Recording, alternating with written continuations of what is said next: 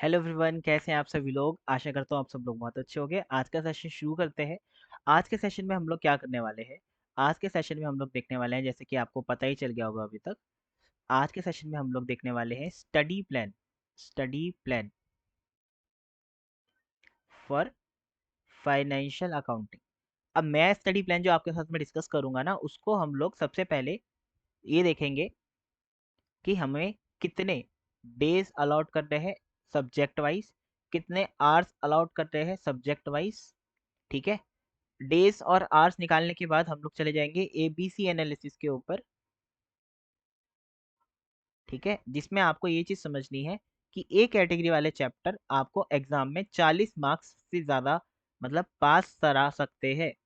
B category वाले करने के बाद मतलब ए और बी आपने दोनों कर लिए तो 40 से 60 मार्क्स आपके आ सकते हैं। इसके साथ में सी कैटेगरी वाले भी कर लिए तो 60 से 80 मार्क्स आ सकते हैं। अच्छा, अगर आपने इसी चीज को कम से कम 4 बार कर लिया तो आप इसके 100 मार्क्स भी एक्सपेक्ट कर सकते हैं। लेकिन 100 मार्क्स जब एक्सपेक्ट करना, जब आप एबीसी को सबको करो और 4-4 बार करो। मतलब आप इसी चीज की 4 बार कम से कम रिवीजन लगाओ तो आप 100 मार्क्स एक्सपेक्ट कर सकते हो। एक बार करने से 80 से ज्यादा मार्क्स मुश्किल है ना। ठीक है, ये चीजें हम लोग दोनों डिस्कस करेंगे आज के स्टडी प्लान के अंदर। ठीक है, मैं आपको ये भी बताऊंगा आप कौन से चैप्टर छोड़ सकते हैं। देखो, हर स्टूडेंट के हिसाब से स्टडी प्लान मैंने बनाया है। अच्छा, एक चीज और मैं लिखना भूल गया यहाँ पे, मैं वो भी बता दूं आपको। थर्ड चीज, डेली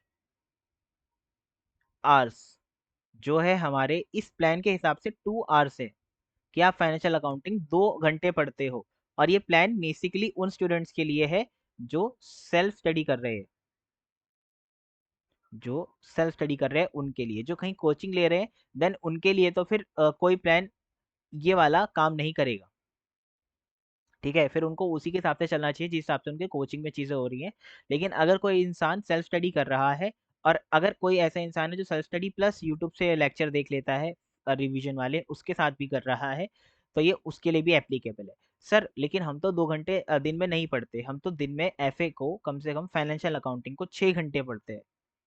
तो आपको क्या करना है, अगर आप 6 घंटे एक दिन में पढ़ते हो 2 घंटे की बजाय, तो जितने भी मैं यहाँ पे दिन लिखूंगा, जैसे मैंने 2 घंटे के हिसाब से लिख दिए 4 दिन, तो आपके लिए वो 4 दिन थोड़ी ना रहेंगे। जब मैं आपको बोल रहा हूँ कि आप 2 घंटे पढ़ के उस चीज को 4 दिन में खत्म करोगे, तो अगर आप उसको 6 घंटे पढ़ोगे तो आप उसको 4 दिन में थोड़ी ना खत्म करोगे। तो आप उस हिसाब से अपने स्टडी प्लान को जो मैं यहाँ पर डिस्कस कर रहा हूँ कन्वर्ट कर लेना अपनी रिक्वायरमेंट के हिसाब से। ठीक है, लेकिन मेरी एजम्पशन यही है कि आप 2 घंटे डेली का दे रहे हो फाइनेंशियल अकाउंटिंग को। ठीक है, बट जो इसका डेली आवर्स जो होने चाहिए, जो आइडियल होने चाहिए डेली आवर्स, वो कम से कम 4 घंटे होने चाहिए। 2 घंटे आइडल आवर्स होते हैं फाउंडेशन के स्टूडेंट के लिए, 4 घंटे कम से कम आइडल आवर होते हैं एक इंटर के स्टूडेंट के लिए। क्योंकि इंटर के स्टूडेंट को जो स्ट्रेटेजी रखनी चाहिए वो ऐसी रखनी चाहिए कि ग्रुप 1 और ग्रुप 2 दोनों में से एक एक सब्जेक्ट वो करता रहे कंप्लीट। और ग्रुप 1 में से एक प्रैक्टिकल ले लिया तो ग्रुप 2 में से एक थ्योरेटिकल ले लिया। फिर इसके 4 घंटे दिए एक दिन में, इसके 4 घंटे दिए एक दिन में। ठीक है, तो उसने एक दिन में कम से कम नहीं तो 8 घंटे पढ़ाई करी, 8 आवर्स की पढ़ाई। ठीक है, और ऐसे करते करते ये वाला सब्जेक्ट जो है, एक सब्जेक्ट उसको कम से कम खत्म कर लेना है। मतलब ये दोनों सब्जेक्ट का कॉम्बिनेशन उसको 30 से 40 दिन के अंदर उसको खत्म कर लेना है। ठीक है, फिर ऐसे ही करके सेकंड वाले को वो करेगा तो वो खत्म कर लेगा सारे सब्जेक्ट, मतलब सेट बना के। अच्छा, अब उसने एक प्रैक्टिकल उठाया, फिर से फिर एक थ्योरी उठाया, फिर एक प्रैक्टिकल, फिर एक थ्योरी, ऐसा कितनी बार करेगा वो? 4 बार। तो मान लो अगर उसने, मान लो ऑन एन एवरेज उसने एक सेट को खत्म करने के लिए, ऑन एन एवरेज कम ज्यादा हो सकता है, एक सेट को खत्म करने के लिए 40 दिन लिए। अब उसको 4 बार ऐसा करना है तो उसका 160 दिन में जो है सिलेबस खत्म हो जाएगा। बट देखो, किसी किसी सेट में आपको ज़्यादा टाइम लगेगा और किसी सेट में आपको कम लगेगा। ये मैं स्टडी प्लान में डिस्कस नहीं करता हूँ हालांकि, इसलिए मैं रेज कर रहा हूँ। ये जो भी मैं डिस्कशन यहाँ पे कर रहा हूँ इसका पीडीएफ मैं आपको अपने टेलीग्राम लिंक डाल दूंगा नीचे चैनल का, उसमें मिलेगा। ठीक है, चलो। अब मैं यहाँ पे आपको एक एक करके बताऊंगा कौन से चैप्टर को कितने दिन में खत्म करना चाहिए। अकाउंटिंग फंडामेंटल, सबसे पहले इनकी परसेंटेज के ऊपर ध्यान दो। तो हम लोग सबसे पहले वो चैप्टर पकड़ेंगे जो मिनिमम परसेंटेज का है। जैसे यहाँ पे 10 है, 20 है, देन 20 है, देन 15 है। पूरे सेक्शन की, ठीक है, सब टॉपिक की मैं देखना, पूरे सेक्शन की देखना 20%। अच्छा, हमने देख लिया पूरा, तो पूरे हमारे पास जो मिनिमम परसेंटेज है वो है स्पेशल ट्रांजेक्शन की। किसकी है? स्पेशल ट्रांजैक्शन की। मिनिमम परसेंट इसी की है, मिनिमम है ये, है ना, मिनिमम परसेंटेज इसकी है। अब मैं पहले डिटेल सिलेबस में लेके चलूँ आपको। फंडामेंटल अकाउंटिंग फंडामेंटल जो हमारे 15% के हैं, ठीक है, ये मॉड्यूल नंबर 1 है, 15% का है। इसके अंदर 4 फ्रेमवर्क ऑफ अकाउंटिंग, ये सेम एज फाउंडेशन है यार, ठीक है, ये फाउंडेशन वाले ही हैं। होपफुली आपने फाउंडेशन में पढ़ा हो, लेकिन अगर आप डायरेक्ट एंट्री से स्टूडेंट हैं तो इसलिए ये स्टडी प्लान हम बनाते हैं ताकि उन स्टूडेंट को भी हेल्प मिल सके जो डायरेक्ट एंट्री से आए हैं, ठीक है। फाउंडेशन वाले बच्चे तो जानते हैं इस चीज़ को कि ये चीज़ हमने पहले पढ़ी है, लेकिन जो डायरेक्ट एंट्री से आए हैं उनके लिए चीज़ें थोड़ी डिफिकल्ट हो सकती है। 4 फ्रेमवर्क आपको एक दिन में निपटाना है, ठीक है, एक दिन में। इसकी ज़्यादा क्वेश्चंस वगैरह नहीं करने हैं, क्योंकि आपके एग्जाम के पैटर्न के हिसाब से जो एमसीक्यू आते हैं वो मॉडरेट टू हार्ड लेवल आते हैं, ठीक है, इजी लेवल नहीं आते हैं। थ्योरेटिकल बेस के बहुत कम ही होते हैं एमसीक्यू, ज़्यादातर जो होते हैं वो मॉडरेट से हार्ड लेवल के होते हैं, थ्योरेटिकल कॉन्सेप्ट की एप्लीकेशन के ऊपर बेस होते हैं। तो 4 फ्रेमवर्क ऑफ अकाउंटिंग आपको पता भले से होना चाहिए, एक दिन में इसको पढ़ के खत्म करना, ठीक है। एक दिन में पढ़ने का मतलब हो गया 2 आवर्स, ठीक है। तो मैं यहाँ पे ना खाली डेज लिख रहा हूँ, ओके, फिर हम लोग उसको आर से मल्टीप्लाई कर लेंगे तो टोटल आवर्स में पता चल जाएगा। अकाउंटिंग प्रिंसिपल कॉन्सेप्ट कन्वेक्शन, इसको भी एक ही दिन में खत्म कर लेना। कॉन्सेप्ट तो आपको ऑब्वियसली आते होंगे, जब आपने फाउंडेशन पढ़ा, 11th 12th भी पढ़ी ही होगी। अगर आप ग्रेजुएशन करके आए तो आपके तो फाउंडेशन वाले जो ये प्रिंसिपल्स वगैरह हैं वो और स्ट्रांग होंगे, तो एक दिन में ही खत्म कर देना, ठीक है। इसको कम से कम आपको 3 दिन देने हैं। फाउंडेशन से थोड़ा अलग है, इसमें एडवांस क्वेश्चन आएंगे। फाउंडेशन में बेसिक क्वेश्चन पूछे गए थे इस टॉपिक से, अब थोड़े एडवांस पूछे जाएंगे। इसलिए इंटर के एग्जाम के अंदर ये क्वेश्चन जो है इससे प्रैक्टिकल थ्योरेटिकल दोनों बनते हैं इस टॉपिक से, इसलिए इसमें 3 दिन देना। फाउंडेशन वाले बच्चों को भी मैं 3 ही दिन बोलता हूँ, बट आप 3 दिन अपने जो दोगे वो यहाँ से एफिशिएंसी आपकी ज़्यादा होगी। जो फाउंडेशन वाला बच्चा 2 घंटे में पढ़ता है चीज़, वो आप 2 घंटे से कम में पढ़ो, यही तो होता है एक ग्रोथ लाइफ में, है ना। तो इसलिए आपको 3 दिन देने हैं इसको, और 3 दिन में इसको खत्म करना है। अच्छा, ये टॉपिक बिल्कुल सेम है, ये आपको अकाउंटिंग साइकिल जो है, इसके अंदर अकाउंटिंग साइकिल के अंदर जो टॉपिक है, charts of account and codification structure and analysis of, मतलब ये अकाउंटिंग इक्वेशन, खाली ये 3 टॉपिक पढ़ना, बाकी कोई सा भी मत पढ़ना, क्योंकि आगे जाके चैप्टर्स में कवर है, ठीक है, ये सब नहीं पढ़ना आपको। इसको भी एक ही दिन में करना खत्म, इसमें कुछ भी नहीं है, क्योंकि 1 डे ही आपके लिए रहने वाला है इसका। इससे मतलब एग्जाम से क्वेश्चन नहीं पूछे जाते, ये 1 1 डे वाले जो चैप्टर्स हैं ये सी कैटेगरी के हैं, इससे क्वेश्चन नहीं पूछे जाते ज़्यादा। अच्छा, जर्नल जर्नल आपको 2 डेज में ख़त्म करना है। को आप इंटर में आ गए, मैं इतना एक्सपेक्ट कर सकता हूँ कि आपकी एफिशिएंसी जर्नल एंट्री में तो अच्छी होगी है एटलीस्ट, ठीक है। जनरल लेजर 2 दिन में ख़त्म करना। BRS कैश बुक और बैंक बुक, ये भी 2 दिन में ख़त्म करना, ठीक है। कैश बुक एक दिन में, एक दिन में BRS। इसके बाद trial balance, trial balance foundation से थोड़ा अलग है और थोड़ा एडवांस लेवल पे आएगा। तो ट्रायल बैलेंस को, इसको, और एक चैप्टर और है जो मैं बता रहा हूँ आपको, ट्रायल बैलेंस और रेक्टिफिकेशन ऑफ एरर, ये दोनों चैप्टर एक साथ करने हैं आपको खत्म। इन दोनों चैप्टर को मिला के आपको कम से कम इसको 5 दिन में खत्म करना है, 5 डेज में, ठीक है। मैं 5 दिन क्यों बोल रहा हूँ वो मैं आपको जब चैप्टर कराऊंगा ना, जब बताऊंगा ये 5 दिन इसमें क्यों लगते हैं। अच्छा, जब आप क्लासेस लोगे ना तो आपकी चीज़ें अलग होगी कोचिंग में, ठीक है, यहाँ पे अलग है। डेप्रिसिएशन और अमोर्टाइजेशन को भी आपको 5 दिन देने हैं, क्योंकि आप कुछ नए मेथड है जो आपको पढ़ने हैं, ठीक है, जो आपने पहले नहीं पढ़े थे। अनचेंज इन मेथड भी आपको पढ़ना है। अच्छा, इसको,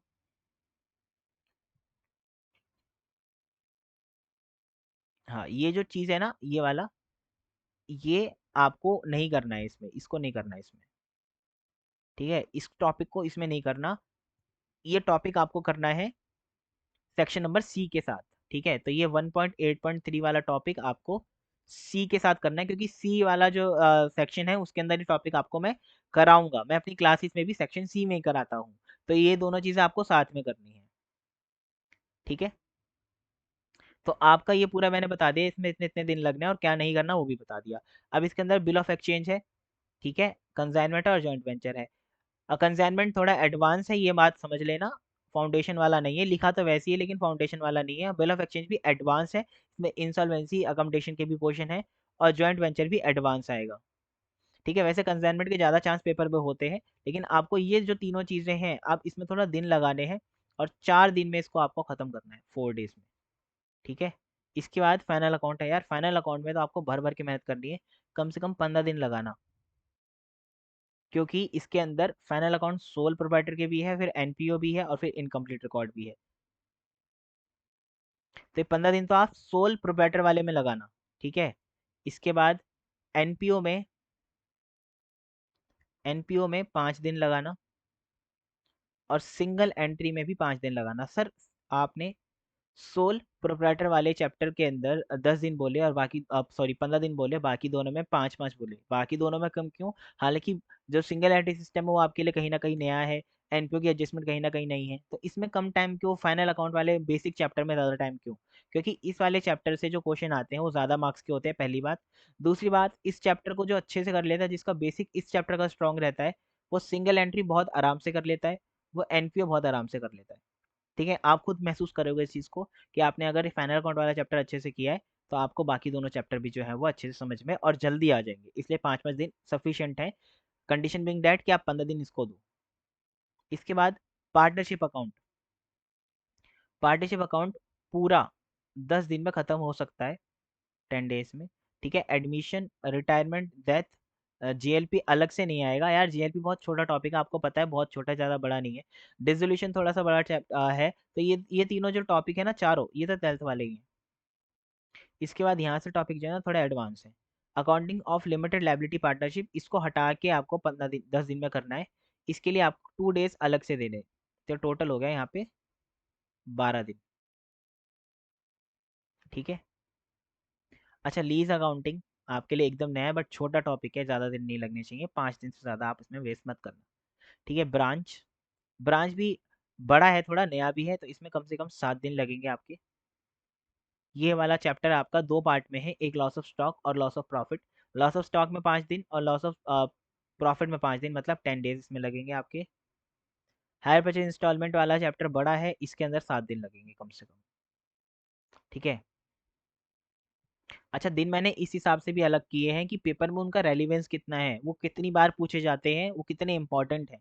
ठीक है, इसलिए मैंने उस हिसाब से भी दिन को अलग किया है। तो टोटल दिन कितने हो गए देख लो, 1, 2, 5, 6, 7, 8, 9, 10, 11, ठीक है, 16, 16×4 20, 20 और 15, 20 और 15 कितने हो गए? 35, 40, 45, 55, 55 और 12, 67, 67 और 5 72, 72, 72, एक सेकेंड, 67 और 5 अपने पास हो गए 72, 72 + 7 79, 79 + 10 89, 89 और 17, सॉरी 7, 96 डेज हो गए। अब अकाउंटिंग स्टैंडर्ड और बचे हैं। अकाउंटिंग स्टैंडर्ड बहुत इंपॉर्टेंट है यार, ये बहुत इंपॉर्टेंट है। सेक्शन एफ, एएस नंबर 1 आप कम से कम 3 दिन दें। एएस नंबर 10 बहुत बड़ा है, कम से कम 10 दिन लेगा। 11 छोटा सा एएस है, ज़्यादा टाइम नहीं लेना चाहिए इसे, तो कम से कम 3 दिन दें। 12 ज़्यादा दिन लेगा, 5 5 लेगा। 22 भी 5 लेगा। ठीक है, ये बहुत थ्रोली स्टडी का बता रहा हूँ और 2 घंटे की स्टडी का बता रहा हूँ। अब हो गया 13, 16, 21, और 21 और 5 हो गया अपना 26, 26 और 5 31, 96 + 31, 127 दिन हो गए। अच्छा, 127 दिन multiply by 2 hours per day, मतलब 127 दिन multiply by 2 hours per day, आप मतलब 254 आवर्स आपको देने हैं। 254 आवर्स देने हैं, एक दिन में 24 आवर्स होते हैं, तो मतलब आपको तकरीबन, अगर आप 24 घंटे पढ़ते हैं तो 10 दिन का समय लगेगा, बट ये इरेलीवेंट बात है ना आपके लिए। अब एबीसी एनालिसिस और देख लो, एबीसी एनालिसिस और देख लो के अंदर ए और बी और सी वाले चैप्टर कौन से? Four framework C, principle C, capital and transaction B, accounting cycle C, journal B, इसके अंदर bank reconciliation statement B, cash book और bank book C, trial balance इसमें तो करना ही नहीं है, तो इसे यहाँ से हटा ही दो। ये आपको रेक्टिफिकेशन में करना है, तो मैं उसी की मार्किंग में लिखवा दूंगा। रेक्टिफिकेशन आपका ए, डेप्रिसिएशन आपका बी। ठीक है, ये हो गया। रेक्टिफिकेशन का मैंने बता दिया ना आपको, रेक्टिफिकेशन वाले चैप्टर का। हम्म ठीक है, तो मैंने आपको ए और बी और सी बता दी। अभी तक इस वाले मॉड्यूल में से कोई भी ए चैप्टर नहीं है, बस इसको छोड़ के, क्या नाम है, एडजस्टमेंट एंड रेक्टिफिकेशन वगैरह को। अच्छा, बिल ऑफ एक्सचेंज आपके लिए यहाँ पे जो है वो बी प्लस रहेगा, यहाँ पे कंसाइनमेंट जो है वो ए रहेगा, जॉइंट वेंचर बी रहेगा। ठीक है, अब ये तो पूरा फाइनल अकाउंट ए प्लस प्लस कितना भी लिख लो, ये तो इम्पोर्टेंट है, तो छोड़ना ही नहीं है। पार्टनरशिप अकाउंट, ये आप इसको ए माइनस लिख लो, मतलब ये ए प्लस भी नहीं है और ए भी नहीं है, ए से थोड़ा नीचे बी से थोड़ा ऊपर, ए माइनस। ठीक है, लीज अकाउंटिंग आप इसको छोड़ सकते हो, बी मैंने मार्क कर दिया। इंश्योरेंस क्लेम ए प्लस, छोड़ना ही नहीं है बिल्कुल। हायर परचेज भी ए है, ब्रांच भी ए है, लेकिन ना ये क्योंकि और में आते हैं, इसलिए मैं आपको ना इसको मार्किंग अलग से कराता हूँ। देखो, पहले इंश्योरेंस ए लिख लो, तो अगर आप हायर परचेज कर रहे हो, ठीक है, हायर परचेज कर रहे हो अगर, तो ब्रांच छोड़ सकते हो, ब्रांच कर रहे हो मतलब कर रहे हो तो हायर परचेज छोड़ सकते हो। इसलिए अगर ये बी है तो फिर ये सी है, अगर ये बी है तो फिर ये सी है। ठीक है, उस हिसाब से देखना, क्योंकि पेपर में आपके 7 क्वेश्चन आएंगे, इसमें से 5 ही करने होते हैं।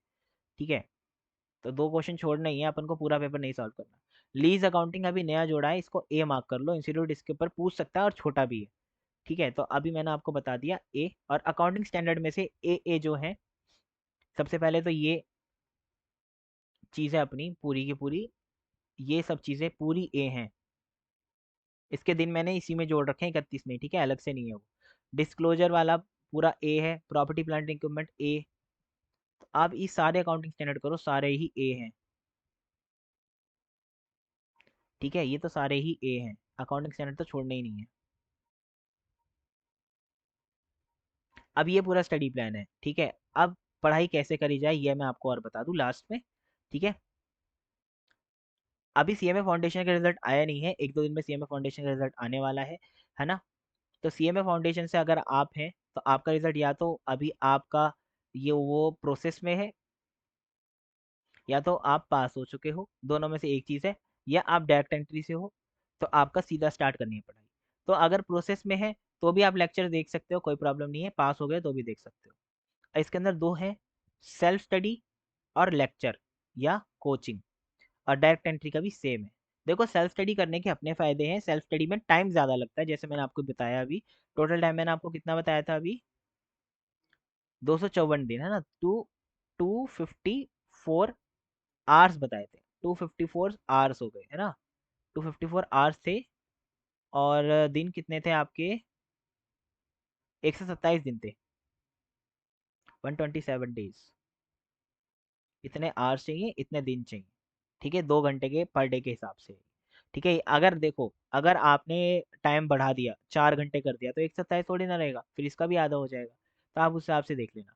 ठीक है, अब ये बहुत सारे बच्चे भी बोलेंगे सर इतने में भी पॉसिबल नहीं है, लोग तो 9-9 महीने पढ़ते रहते हैं अकाउंट्स, जब जाके होता है। मैं अपने बच्चों को जिस हिसाब से लेक्चर्स में भी पढ़ा देता हूँ, उससे कम दिन में, 120 दिन में हम क्लास खत्म कर देते हैं। 120 दिन में क्लास खत्म कर देते हैं, रिविजन, प्रीवियस ईयर, सब कुछ साथ में लेके। तो 127 में सेल्फ स्टडी तो हो ही सकती है।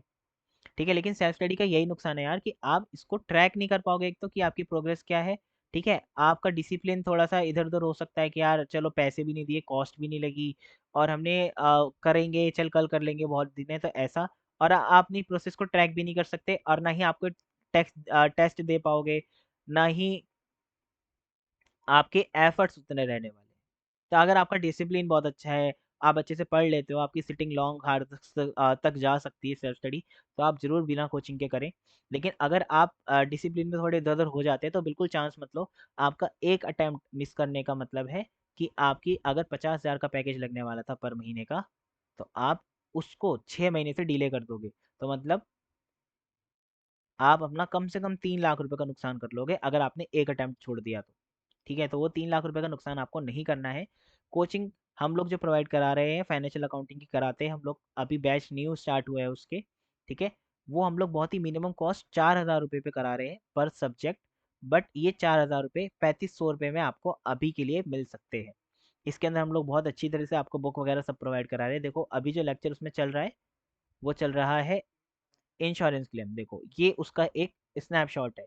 इसका डेमो लेक्चर भी मैंने यूट्यूब पे डाल दिया है, आप डेमो लेक्चर देखिए, अच्छे से समझिए। अगर आपको समझ आता है तो आप हमारे लेक्चर परचेज कर सकते हैं। उसका नंबर ये रहा, आप इस नंबर पर कांटेक्ट कीजिए परचेज करने के लिए, और इस नंबर पर व्हाट्सअप कर सकते हैं अपनी डिटेल। अगर आपको हमारे लेक्चर परचेज करने हैं। ठीक है, और भी बाकी चीज़ों के भी मैं स्टडी प्लान लाता रहूँगा टाइम टू टाइम। आज के लिए इतना ही रखेंगे, अब अगली सेशन में हम लोग मिलेंगे। और ये जो पीडीएफ है आपकी, ये पीडीएफ मैं आपके साथ में शेयर कर दूंगा, ठीक है, पूरी की पूरी, जिससे आप भी अपनी बुक में इसको मार्क कर लें। ठीक है, चलो, थैंक यू फॉर ज्वाइनिंग इन। और बिल्कुल अच्छे तरीके से आपको पढ़ाई करनी है, चाहे आप सेल्फ करें चाहे कोचिंग लेके करें। कोचिंग का अगेन मैं बता दूं, हमारी क्लासेस अवेलेबल हैं, अगर आपको परचेस करनी है तो आप नीचे दिए हुए नंबर पर डिस्क्रिप्शन में उससे भी कॉल कर सकते हैं, परचेस कर सकते हैं। ठीक है, जैसे भी जो भी होगा हम साथ में बैठ के कर ही लेंगे आखिरकार। ठीक है, और ये जो नोट्स हैं जिसकी बात मैंने अभी करी है वो मैं टेलीग्राम चैनल पे अपने डाल दूंगा। टेलीग्राम चैनल भी मैं एक बार आपको बता देता हूँ। जो टेलीग्राम चैनल हमारा है वो है CMA फाइल्स के नाम से। ठीक है, CMA फाइल्स के नाम से टेलीग्राम सर्च करो आप, सीधा सीधा चैनल का CMA फाइल्स, उसके अंदर आपको सिर्फ नोट्स मिलेंगे। ठीक है, नोट्स मिलेंगे, तो मैं सारे नोट्स वहीं पे प्रोवाइड कर दूंगा, आप वहीं से डाउनलोड कर सकते हो। डेमो लेक्चर्स के भी नोट वहाँ पे ऑलरेडी अवेलेबल है फ्री ऑफ कॉस्ट। ठीक है, चलो आज के लिए इतना ही। Thank you for joining in again. Thank you.